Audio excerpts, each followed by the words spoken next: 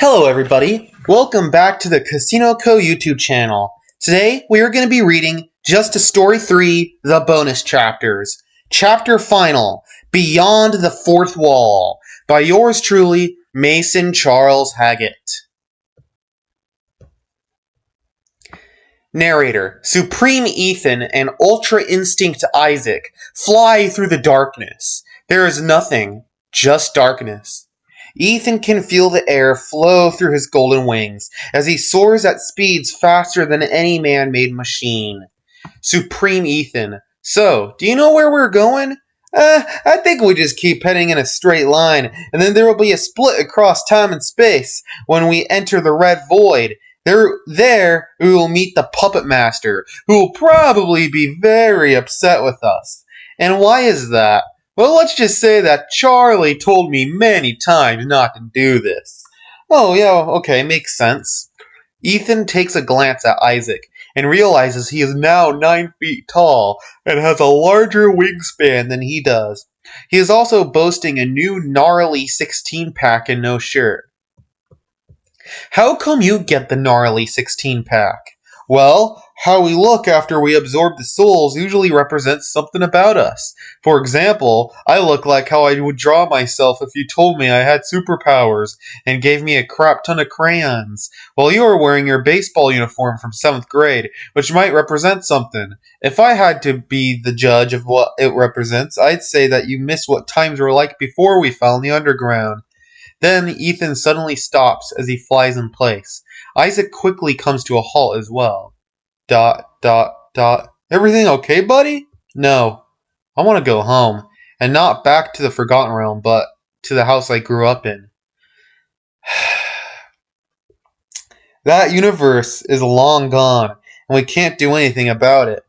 I know, it's just... Never mind, let's just keep going on. The two sonic boom and go flying through the darkness again. So, I see you got your memories back, eh? Did that have something to do with confronting the souls? Yeah, when I saw them, the memories just came flooding back to me. The first ones were of their deaths, and then others came after. I bet you see the world from a brand new perspective now, eh? Yeah, I see a lot now that I didn't see before. The two go on and talk more about memories of their old universe until they make it to the split. There's a white line splitting the void of nothingness they were flying through all that time with the Red Void. On the other side, which has red skies and is a barren wasteland of red sand and bones of mysterious creatures. And as expected, there's the Puppet Master waiting for them. Alright, what are you idiots doing now? I wonder how you even got the souls to work with you. Well, I'd say one is keeping them together, but that's about it. Let me guess. That one soul is Player? Yeah, how did you know? Bro, he's the Puppet Master. He knows everything that goes on in this multiverse. Oh yeah, that's right. I totally remembered that. Anyways, there is something you should know. There are millions of creatures that live here called void crawlers. Demonic creatures that walk on 2 arms and have no legs. And they have really long tails. The temperatures in the Red Void are over 500 degrees as well. We can take it, right, Ethan? Yeah, I mean, with the power we have now, we can take on anything. What confidence. Anyhow, before I go, I must say one more thing. Do not trust Player. Then the Puppet Master disappears. What does he mean, don't trust Player? Ultra Instinct Isaac knows what the Puppet Master means, but really it depends on who's controlling this player, and it seems that they have been pretty friendly, but who knows, maybe Mr. Strings knows something they don't. Well, Ethan, let's go. As soon as they cross the split, they instantly feel the heat. They sweat profusely as the red covers everything that they see. The sand's red and the sky's red. The clouds are different hues of red. The only other color is black that exists in the Red Void. Heat breezes through their wings, as if they feel like they're on fire. Am I on fire? Nah, we're fine. It's the souls we need to worry about. Your Highness, you need to cool down or else the souls are going to separate and you and Isaac will die. Oh, please, don't call me that. I am not no king. And besides, how would we do that? Oh, I don't know I don't know how we would do that. I mean, it's not like we have the powers of gods or anything. Oh yeah, that's a pretty good point. Ultra Instinct Isaac and Supreme Ethan have balls of light appear around them as they try to change the climate of the area.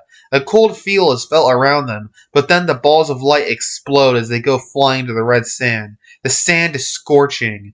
Well, alright, this area seems to have a different type of code. But hey, we can change the climate around us, though, even if we can't change the climate of the whole area. You're right about that. Ethan summons a blue force field around himself, which produces cool air inside. Isaac does the same. That's so much better. Right? Who knew having insane amounts of power could be fun? Then one of the beasts the puppet master described appears behind Isaac and slowly eats him alive and swallows him. Oh my! Then Isaac punches a hole through the void crawler's stomach and flies out of the creature. Don't worry, I'm fine, but we need to get back in the sky now. More are coming. How do you know that? Behind you! Ethan looks back and sees billions of the frail, hungry creatures coming at them. Some of them have wings and can fly. The two launch into the air as they evade the void crawlers. Some of the flying ones chase after them as the ground crawlers try to pile onto each other while moving to try and reach them.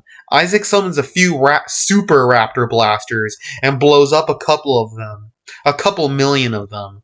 Alright, let's sonic boom! Already on it, the two sonic boom as they go flying through the red void. That should take care of them. But then, they see the flying void crawlers sonic boom as well somehow, as they keep up and manage to pummel Ethan, sending him flying to the ground. No, Ethan! The flying void crawlers fly down and get him in a chokehold, as the land-walking void crawlers come and join in. Then Supreme Ethan releases a hyper wave, decimating a couple million more of the hungry void crawlers, as he flies back into the air with Isaac. That was awesome! Yeah, I know, you scared me a little bit. Ethan never thought he would ever be this powerful when he was underground, but now he has a whole multiverse to explore, and he can't wait to explore it more thoroughly once he completes whatever mission Isaac is taking him on. I think we have company. Millions of the void crawlers combine into one giant void crawler, 10 times the size of the Gate Guardian. Isaac and Ethan look at each other, knowing exactly what to do, as Ethan flies down and quickly grabs onto its tail, as he throws it up into the air. The giant beast screams as Isaac summons his two giant rainbow swords and punches a hole through the beast's heart as Isaac comes out the other end and the beast lands on the ground with a loud thud. Yeah, that was sick! All the void crawlers in the area retreat. So where do we go now? I don't really know. All I heard is that we keep going straight and eventually the red void will disappear until we are standing face to face with a giant window into what's beyond. And then we shatter the window and enter, right? Yeah, I think that's what we do. In all seriousness, Isaac doesn't actually know what to do when they get to their location. The two sonic boom as they go flying through the red void. 5 hours later. Are we there yet? Paul. Are we there yet? Panda. Are we there yet? Charles. Are we there yet? Karen. Are we there yet? Ivor. Are we there yet? Player. Are we there yet? Ultra Instinct Isaac. Will you all shut up? Good lord, no wonder I killed you all. They fly past their 1,669th millionth red sand dune. Supreme Ethan. But in all seriousness, are we there yet? Isaac then punches Ethan into the ground as his face skids on the red sand. Sorry, I didn't mean to punch you that hard. Oh, you call that a punch? He flies back into the air unscathed. They fly for about 2 more minutes until they reach an endless void of black. Whew, I thought we were never going to make it. Now we just need to make it to that window you mentioned earlier, right? You would be correct. They fly for another 5 minutes until they run face first into a mysterious black wall. A wall? But that makes no sense. The darkness is infinite. Maybe you took a wrong turn? A wrong turn? We just went in a straight line the whole time. Good point. Then it's like someone opens their eyes as something begins playing on the wall they ran into. Wait, hold up. Isaac feels around the wall he just ran into, and the wall is a squishy substance. This isn't a wall. It's an eyelid, and we're looking through it like a window, which means that we're inside a person. But that doesn't make sense. I don't remember being eaten by anything. That would be correct. The puppet master startles them as he appears out of nowhere, slowly coming down from who knows where. You are in the imagination of a young boy who is trying to get some sleep, as it seems. Ethan and Isaac were looking at the window. They can see that the young boy looks around his room. In his room, there is a dresser and a case with a bunch of old toys on it. And then, after the boy looks around, he covers himself up with the covers again and falls back asleep. So I was right. I knew it. The spectators aren't gods. They're just some goofy odd-looking nerds, probably. And you are probably just some gas station hobo who plays video games all day and never touches grass. Maybe you should be nicer to me, saying that I don't think the souls have enough energy to get you back, which makes me your only ticket home. Anyways, if you already knew all that, then why did you need to come here? Well, the two are arguing with each other. Ethan is having a mental breakdown in the corner. If they are just in someone's imagination, then doesn't that mean that nothing is real? Everything he did to protect his people in his old universe doesn't matter because it's all just a story. It can be erased or reset as many times as these spectators they are talking about want. Supreme Ethan. So if that's the case, why does anything matter? The puppet master. You bring joy to the gets cut off. Nothing matters, buddy. That's what I've learned. You just gotta accept it and keep being who you are. Anyways, I kinda just came here to prove a point. The two continue with their arguing, while completely ignoring Ethan. Ethan realizes that this is the reason behind some of Isaac's most unreasonable actions.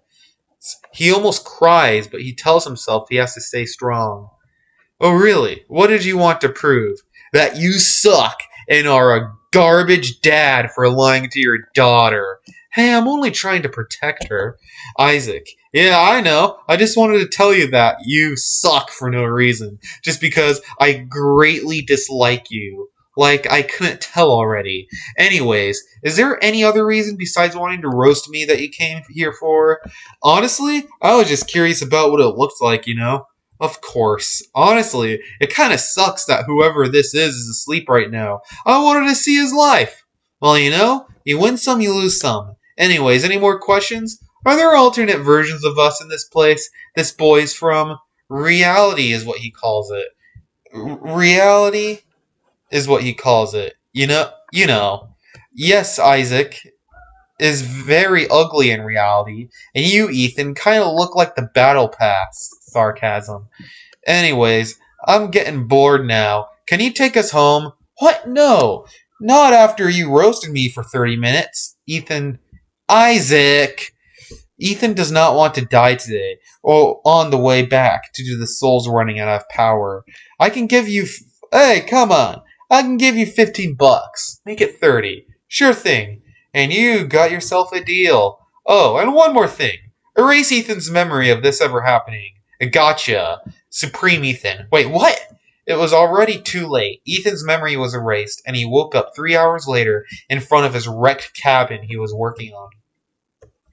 Ah, gee, what happened to me? I feel like I just went flying across space and time at sonic speeds. Ah, well, better get to working on the cabin again. Thanks, Isaac. He stands up, joints aching in pain, as he walks towards the cabin. Wait, why did Isaac come over here again? Then he feels a cold hand land on his shoulder. Hey, Ethan, you want to do something stupid today? The end. All rights reserved to Casino Co.